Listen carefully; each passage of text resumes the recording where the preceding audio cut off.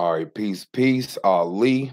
And I'm testing out this live thing again, but I will entertain some questions. So wait for some people to come through and see if we get some questions popping off.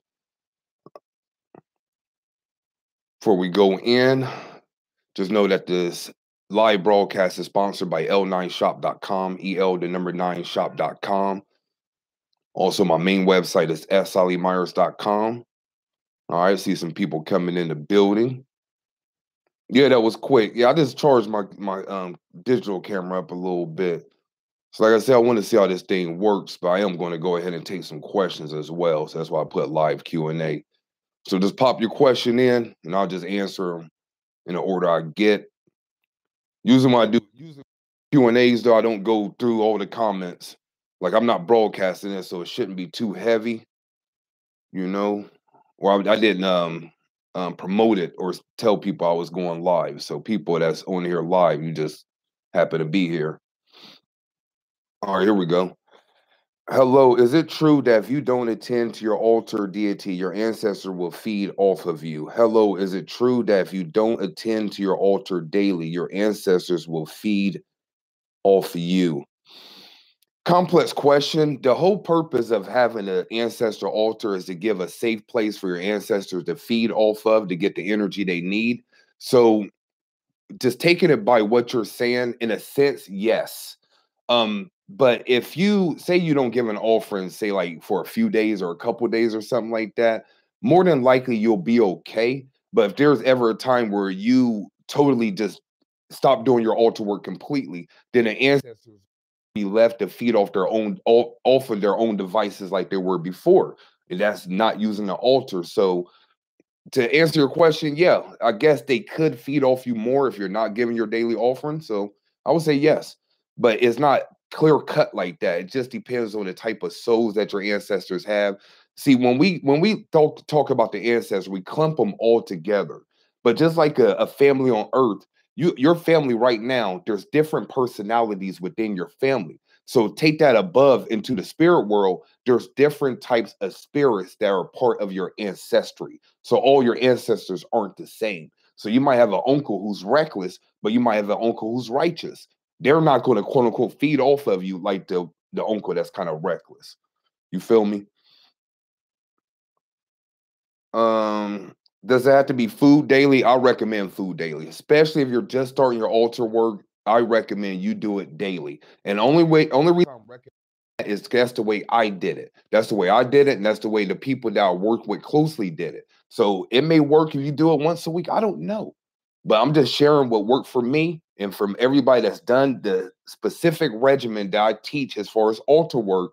They have all grown leaps and bounds and have had positive feedback from it. Blessings, whatever you want to call it. Can you explain the offering of food to your ancestor altars, the food energy? Yeah, they feed off the energy. Um, the best analogy I can give is whenever like we're all living right now, so you may not remember when you weren't living, but when you leave the body, you still take your thoughts. You still take your whatever the way you think about reality, you still take that. Just because you don't have a body doesn't mean you're not going to think like a human. So you leave the body. So say you're hungry now, but you can't feed the way you used to when you had bones and flesh or whatever. So what you have to do is connect to a person's aura or connect to some sort of energy host where you can get off that energy. That's why you see a lot of spirits in bars, and you see a lot of spirits where there's a lot of different types of drugs and alcohol going around. So they feed off your energy by connecting to your aura. The whole point of having a food offering is so they can feed off that food as opposed to feeding off you, off your energy, taking your energy. That's why I recommend putting vices on the altar: alcohol, drugs, weed, cigarettes. I recommend that. Some people may tell you not to do that, but once again, you're asking me the question. I recommend you put everything on the altar that a person is going to want to feed off of. So that's what they're getting. They're getting the energy. No deity or no ancestor, for the most part, is going to come and take a bite out of the apple. Now, have we seen cases where things have been manipulated, altered on the altar? Yes. Have we seen liquids a lot quicker? Yes. But me personally, I've never had a food offering and seen, a bite taken out or stuff like that. I've seen little weird things, but to sit here and lie to you, I wouldn't do that. I've never seen something on my altar physically bitten into, but they're feeding off the energy. Yes.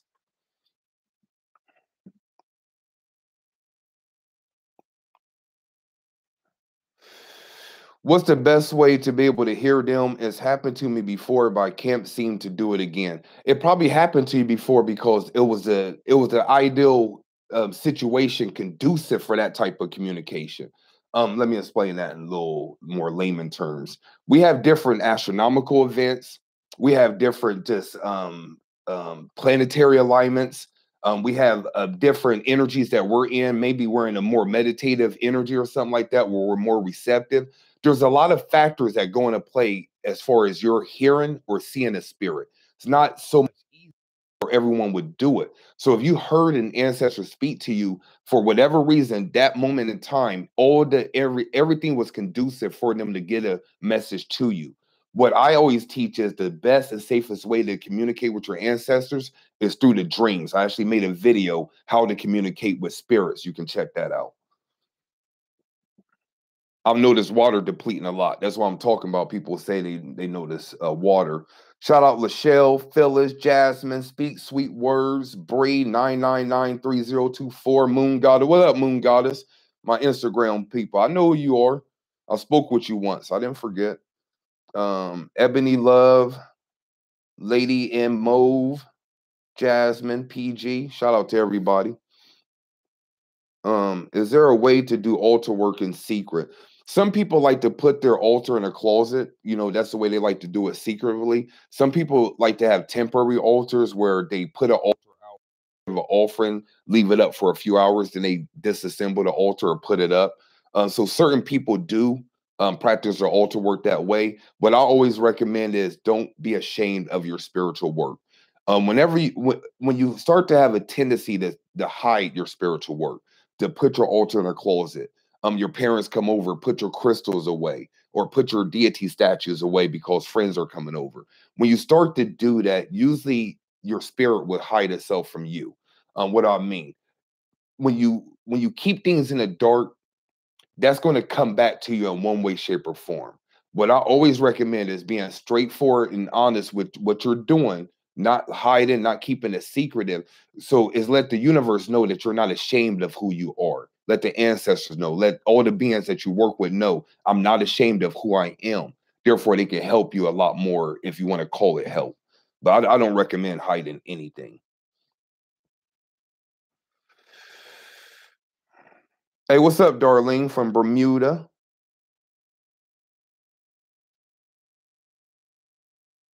For the person who've asked, I've been burning money for a week and doing visualizations. I've noticed a difference. Yeah, I didn't see the question.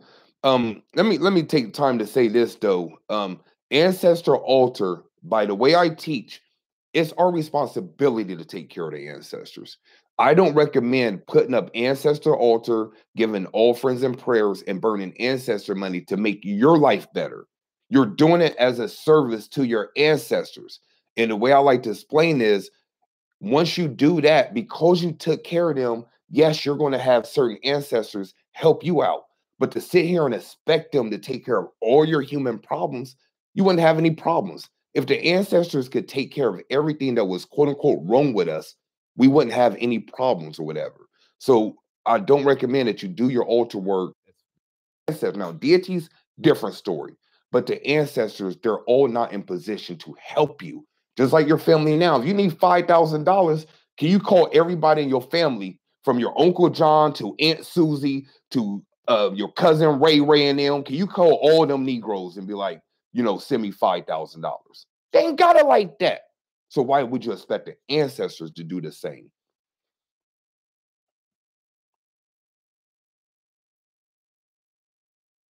All right, where we at? Great question. I'm not sure how to get rid of candles myself. That makes sense. Now, tarot doesn't open doors. I write on money. When I started waking up 2 years ago, you helped me. So, appreciate it. No problem. That's good. Makes sense. All right, questions, y'all. Once again, if you never done a live with me, I don't need any compliments, no thank yous, no nothing like that. Just give me some questions, yo.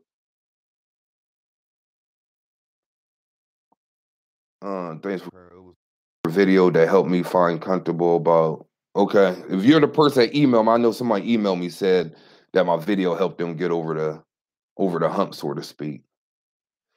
Please give me a specialist saying while burning my ancestor money. I don't know what you mean by specialist saying. If you mean a prayer or example prayer on all the altar videos I show, how to burn ancestor money, how to set up an ancestor altar, I even give example prayers. You go to my website sallyMyers.com, put in ancestor altars, you'll find out some more information. I've given many example prayers.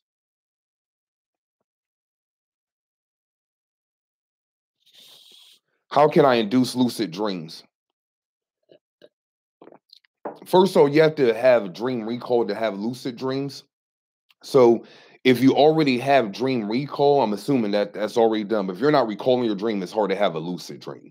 But if you're already recalling your dream, um, have some water around your bed. Water is conducive. You know, you do the science on that. Water is a very conducive element. Have some glasses of water around your bed or even under your bed.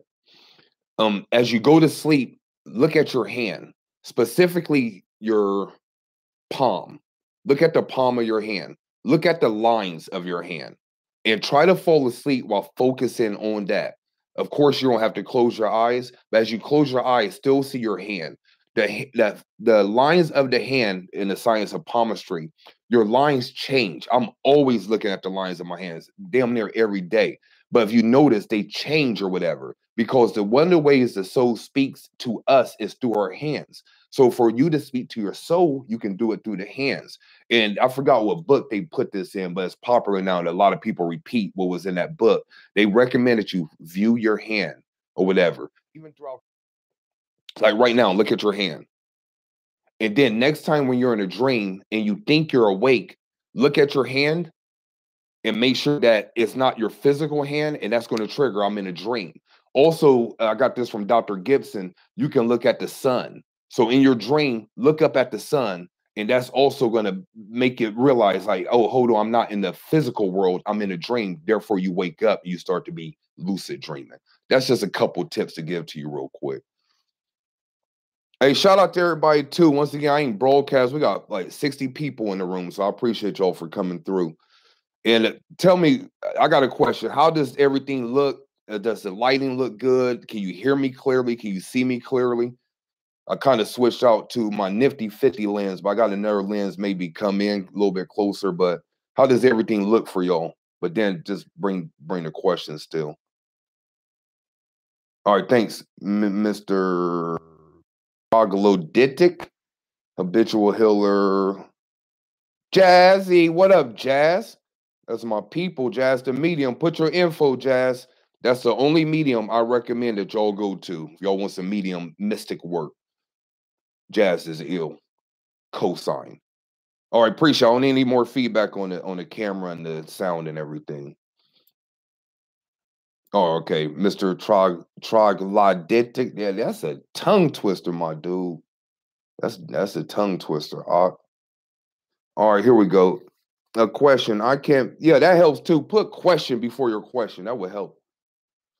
Question. I can't build an altar right now in my apartment. How do you suggest connecting to the ancestor until I can set up an altar? We actually have on l9shop.com a mini altar table. It's like 1 foot by 1 foot.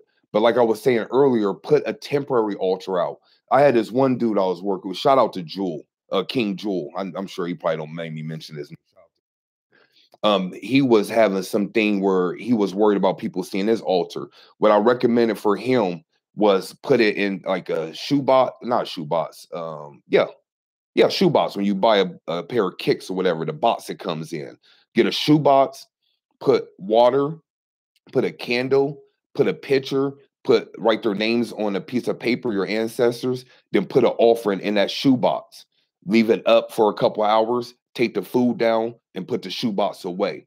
You know, that's what I recommend. But at the end of the day, while you're doing that, what I will be giving my prayer for is thank you for giving me a place where I can have an altar out all the time. Or if you're working with the deities, thank you for blessing me with a place that I can have a altar out all the time or something to that effect.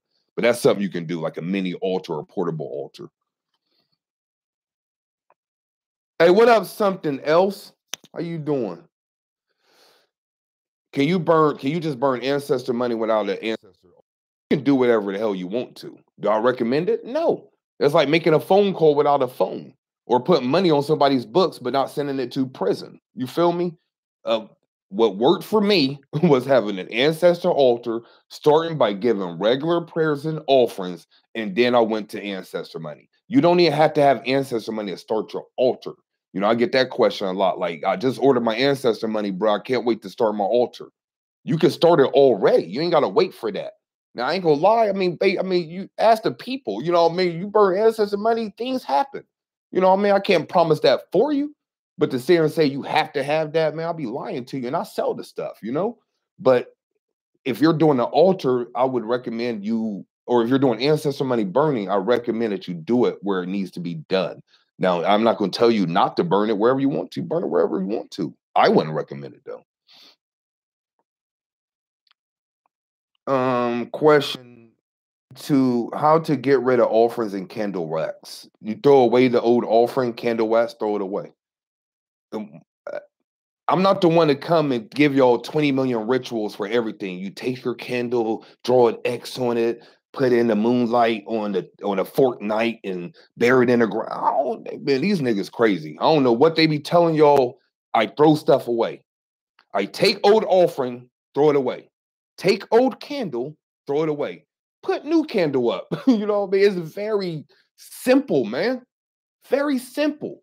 We overthink this thing, man. I got altar videos. I made my second altar how-to video. How to set up ancestor altar video. Less than 10 minutes. How to set up a deity altar. Give prayers, offerings. Less than 10 minutes. I make a video teaching you how to do it. So how long do you think it takes to actually do it? I give an offer less than 5 minutes, yo. It don't take that long, man. This thing, then you listen to these people telling you got to do all these things. If that's what's in your heart to do, then do it. It ain't in my heart to spend 8 hours giving a food offering. You know what I mean? Why you don't spend more time giving an offering than it takes you to eat your own food? Makes no sense, man. But yeah, we overcomplicate things bad. And that's why I'm a freestyle spirit. I follow nobody's rules. My rules. That's the rules you follow. But I ain't gonna hold you. Once again, a person asks a question, I ain't holding you. You know what I mean? It's just y'all gotta know. I get a bunch of questions about altar, and when I do live and stuff like that, all I'm seeing is a verbalization of questions I've been asked 20 million times for real, for real. And another thing. That's why I don't answer a lot of questions on YouTube on the comments. I'll be here all day answering the same questions, and to be honest, and I'm not trying to insult anyone's intelligence. They're rudimentary. They're elementary. Watson. Now, some questions need to be asked, but most of these questions don't need to be asked. That's why I'd rather do something live like this where I can interact with y'all, you know, be myself and stuff like that. I love doing this live thing, not talking to myself. What if your ancestors were Christians? Doesn't matter. Um, to be honest, most people that consider themselves Christians, when they do leave the body, they're still Christian because they're a quote unquote Christian soul. Some of our ancestors that play the role of a Christian, when they leave the body, they aren't Christians anymore. Peace and blessing be upon them. My grandfather was a prime example of that. The God, my grandfather, he transitioned in his 90s. All the way up until the day he transitioned, he attended church faithfully.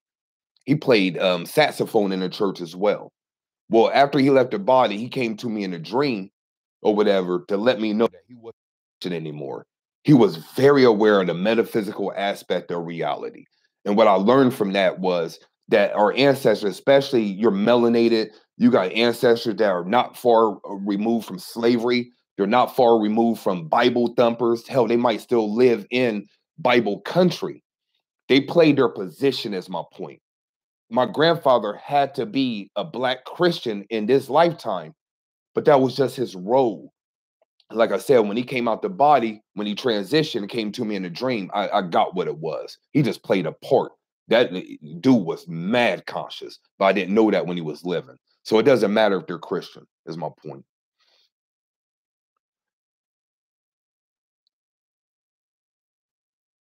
Question: Are you okay? Are you only taking questions about altars? No, I'm taking questions about anything, yo. Just based on my work, a lot of people have questions about altars, especially if they have a chance to dialogue with me like this, like altars and numerology. But I consider myself an unconventional spiritual teacher. I teach everything from metaphysics, spirituality, and the occult. You know, I try to do my best not to be all over the place, but if I was on YouTube just doing altar videos, I wouldn't be on YouTube. I have to be able to speak about anything I want to speak about. One of the things I want to speak about more is spiritual business. I really want to see people with spiritual gifts start to make money and help people. I don't want to see any poor righteous teachers anymore. I made a comment on Mind Right Radio a while back, like the days of poor righteous teachers are over. If you were to tell me you be a spiritual teacher but you be broke, you can miss me with that. I'll go back working for Mr. Johnny. I want to make an impact, but I also don't want to have to go to work as well. I know there's a lot of people like that. I want to help those people. So that's one of the things I really want to focus on. Once again, I'm not saying that information ain't free. I'm not saying we shouldn't do this. I'm not saying none of that. I'm saying need to be compensated. I couldn't be here live with you if I was still driving a semi. But because people buy from l9shop.com, people sign up for stuff, people, you know what I mean? I don't have to work. I can do stuff like this. You know what I mean? Speak more about the cult. Give me a cult question.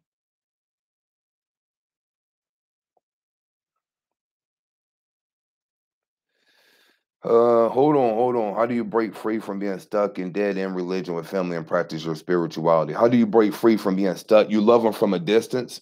Whenever you're trying to grow, and especially grow opposite of the people that are with you, unfortunately, you have to cut them off. uh, in a certain way. You have to cut them off. I'm not saying you don't talk to them anymore.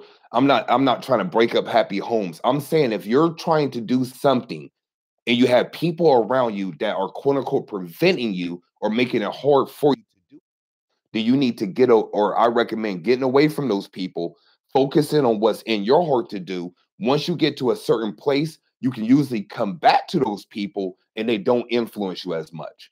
My point is, where I'm at in my development now, I can go to church and sit with a minister and build with them. I can go to family reunion. I can go anywhere where there's anything going on, and I'm still going to be me. I'm not going to lose a sense of who I am because I'm in a different environment. Once you walk in your God, you can walk in your God anywhere.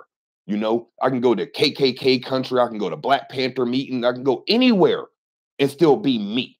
No one has influence over what you're doing. But when you're still finding yourself, when you're still uncertain, you might have to detach yourself before you can find yourself.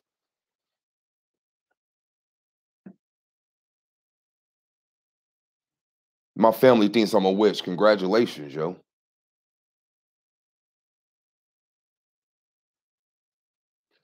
I'm a reader, y'all. I'm cheap. Look for me on IG. Okay, yeah. What up, Soleil Divine?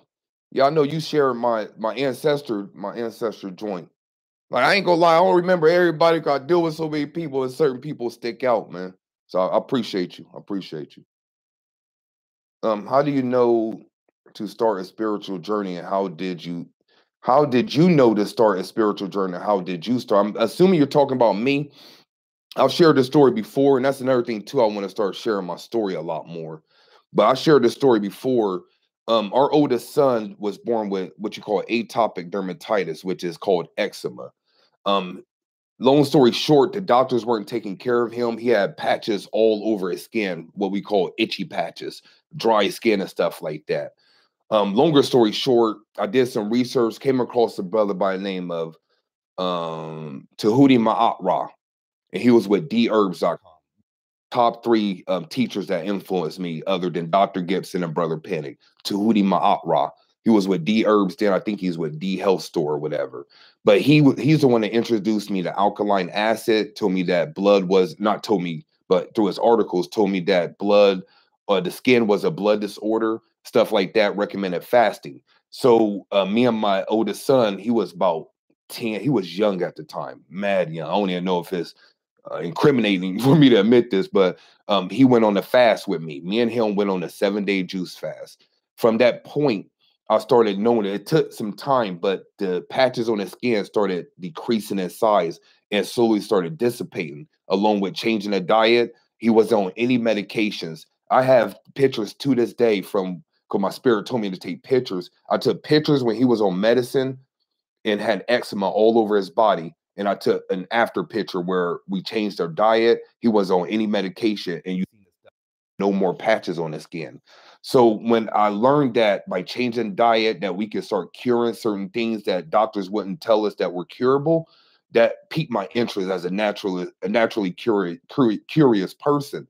So that led me down the rabbit hole. And the first things I started studying was holistic health, the history of slavery, and comparative religions and stuff like that. From then, I was studying it so hard and conspiracy theories and stuff like that.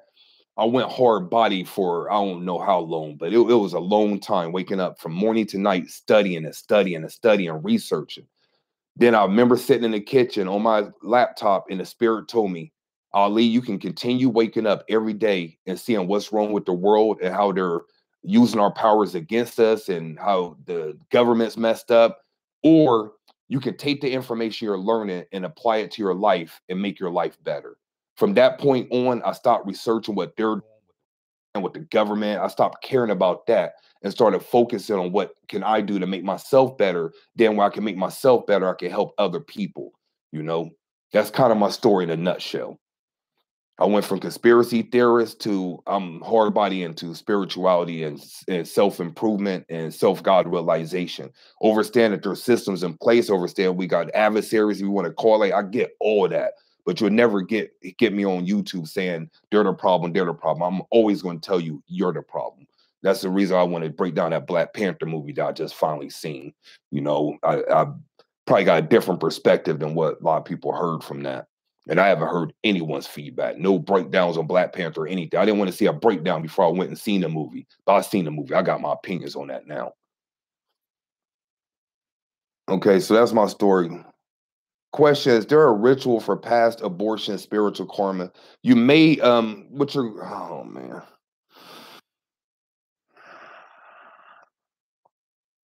First thing I want you to do is get a the day that the day you committed the abortion, even if it's not the day, find out the day you did it. So if it was a Tuesday, I want you to do this on Tuesday.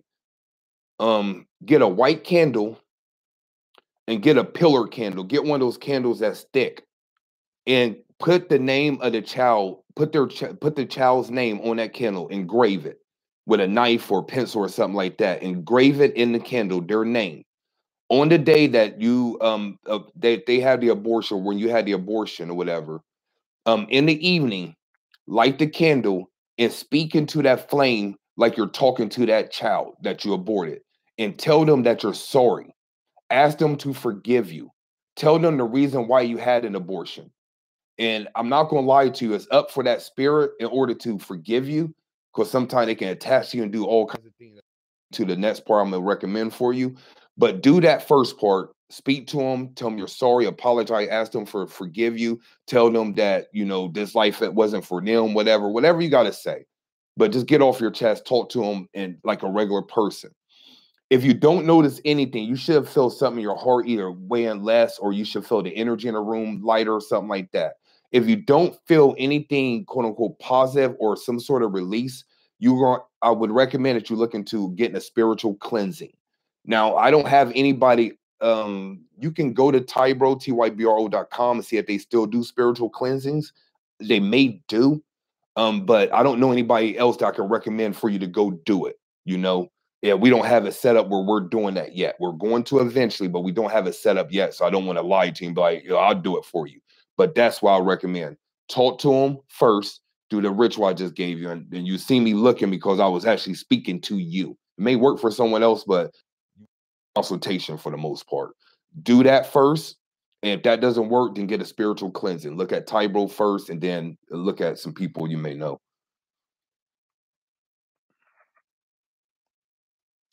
Uh, can I get a hello for my friend that would make this day? What up, Stu Tober and Ice Woe Coley, I believe. I'll just call you Ice. How about that? Ice Wholly Calm. I don't know. I ain't shouting on the website, y'all. I don't know if that website's legit. I see that you have, okay, what color should I have on my altar for my aunt? Look up her colors. Get this book, yo. Encyclopedia of Spirits by Judica Ills. It's a glossary of all the deities. Or get my book, which most of y'all probably already have. Go to my aunt.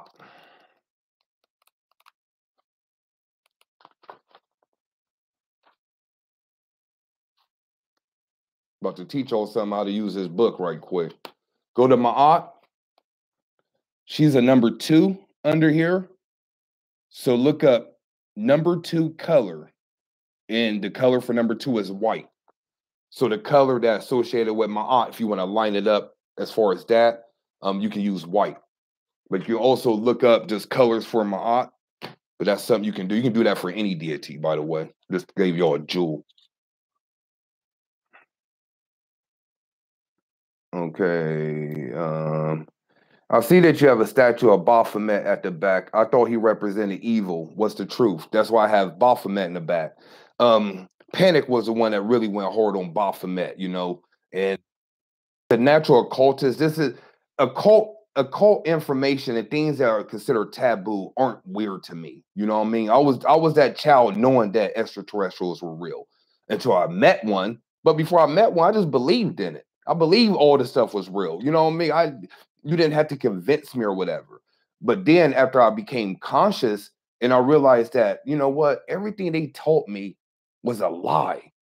You know what I mean? That's why I studied the history of slavery, especially like white slavery. That's why I really studied, because there was a lot of white slaves. But when I went to school, they ain't teach me that or whatever. You know what I'm saying? So when I got conscious, I realized that everything they taught me, not everything, but for the most part, it was either a lie or backwards. It was either a lie or backwards. And one of the things about being a cult is when everybody is thinking right, you automatically think left. So put it like this. I don't care if I know something. If I'm indifferent, but everyone's going right, I'm automatically going to go because everyone's going right. That's a cult. So when I came across the Baphomet, instead of me being like having these preconceived notions, Church of Satan, evil, devil worshiping, all this stuff, I just looked at the symbol for what it is. And after I looked at the symbol for what it was, I realized it's the most balanced symbol that we have on this planet. It's up there with yin yang. God dang it. Put yin yang next to this and tell me they aren't the same thing. Don't go by what you've been told is spooky. If someone never gave you a depiction of the devil, which is an accurate depiction, just like saying the picture of Jesus, if it was a real person, Jesus looked like that. I'll do you one better. Ganesha don't look like an elephant. Tahuti don't look like a beautiful woman. They're depictions. So if someone did give you a depiction of what the devil looked like, you wouldn't be fearful of it. But because you're associated with devil, automatically you're going to fear. What I did was suspend my prejudices and looked at the symbol for what it was. Balance. Baphomet equals balance. It's nothing to fear. If you fear Baphomet, you fear being balanced. And to be honest, most people are imbalanced, so that's why they're fearful. Plus, the degree to that is that's why they put gargoyles in front of buildings. It was ugly. But gargoyles are protective spirits. But they're ugly to poke fun at the demons. But if you look at a gargoyle, it's like, oh, that's ugly. Therefore, you're not going to go close to it. So it's keeping you out too.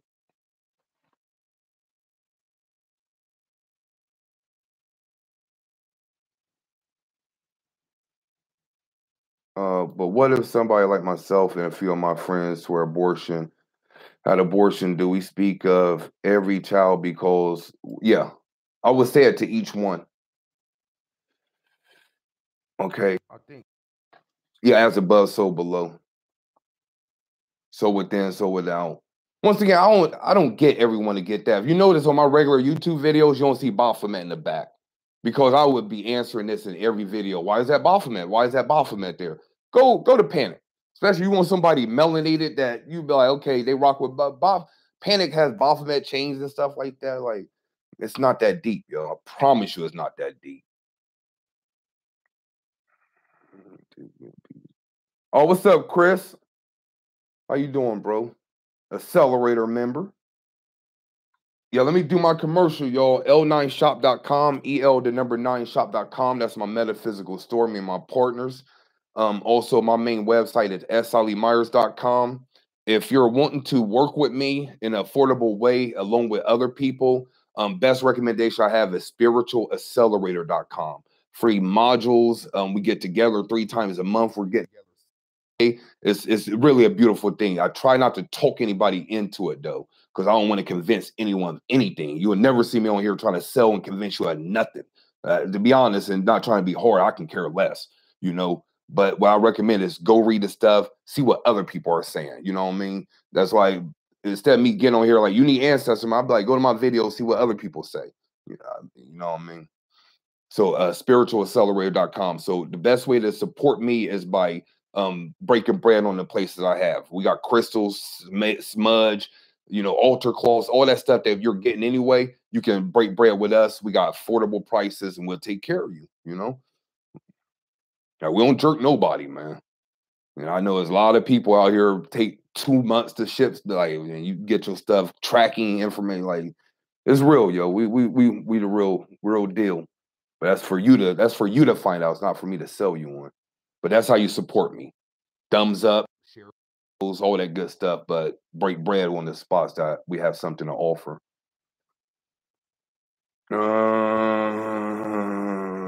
How do I get rid of poverty consciousness? Go to my video, ways to get rid of poverty consciousness. I made a whole video for that.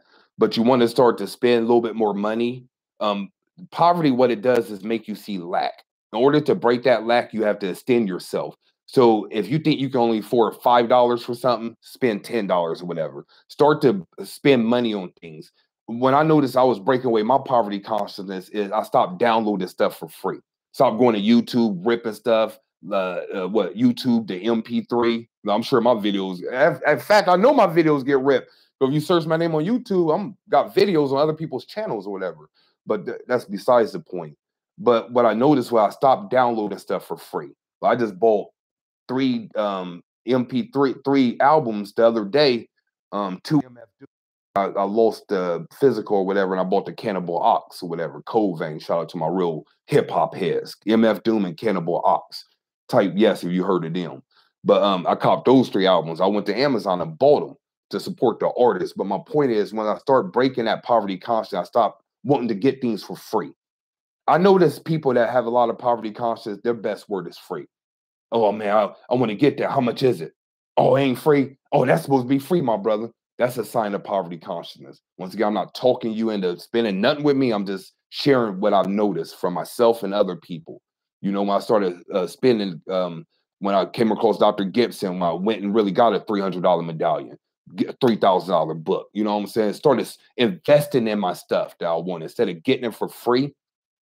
That's how I knew. So that helped. That started by me spending a little bit on a crystal, getting a motivate. You know, it started in baby steps. That's what I'm saying. If you're used to spending $5 on something, spend $10.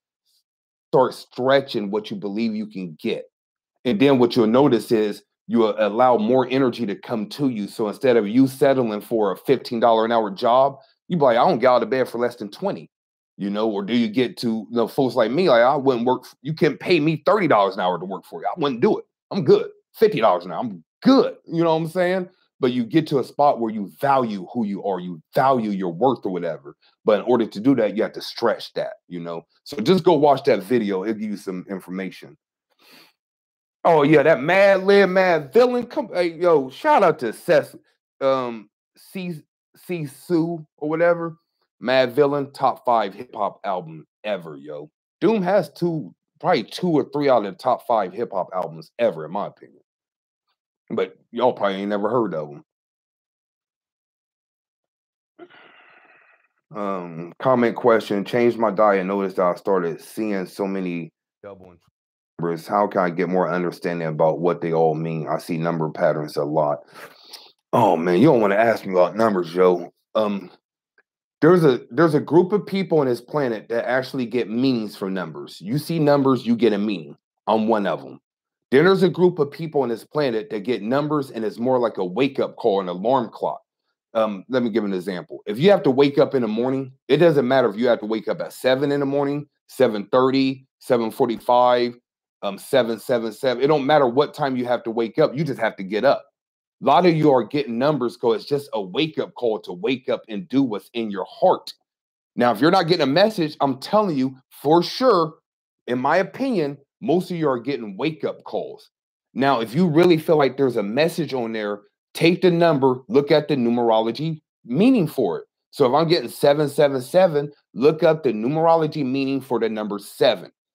If you're not comfortable with that, I also recommend as well now is write the number on a piece of parchment paper, put it under your pillow and sleep with it. So if you feel like there's definitely a message in there, then do that. But I'm telling you, in my opinion, for the most part, most of y'all are seeing these numbers and it really has no significant message to it. It's just a wake-up call. When I started putting in more work, I stopped seeing those numbers as much. Only when I had questions, those numbers would confirm something. So let me give an example because I know it's somebody going to be able to relate to it. Maybe not everyone, but say I'm sitting there, I'm sitting there just meditating. Not meditating, but just pondering. Just sitting there thinking. And I think of an idea like, oh, you know what? I'm going to make a video about XYZ. I look at the clock and it's 9:45. 9, that's my number, one of my major numbers. I would take that as a confirmation, you see? Or you're thinking about like, man, you know what? I really just need to go on vacation. It's time for me to get up out. Look at the clock, 555. The number 5 denotes travel, freedom, getting away. So I take that as a confirmation. So the numbers, when I see it, serve more as a confirmation of what I'm already doing. What I'm seeing people is wanting the numbers to tell them what to do. And not going to say it doesn't work that way, but I wouldn't get all the questions if it did work that way.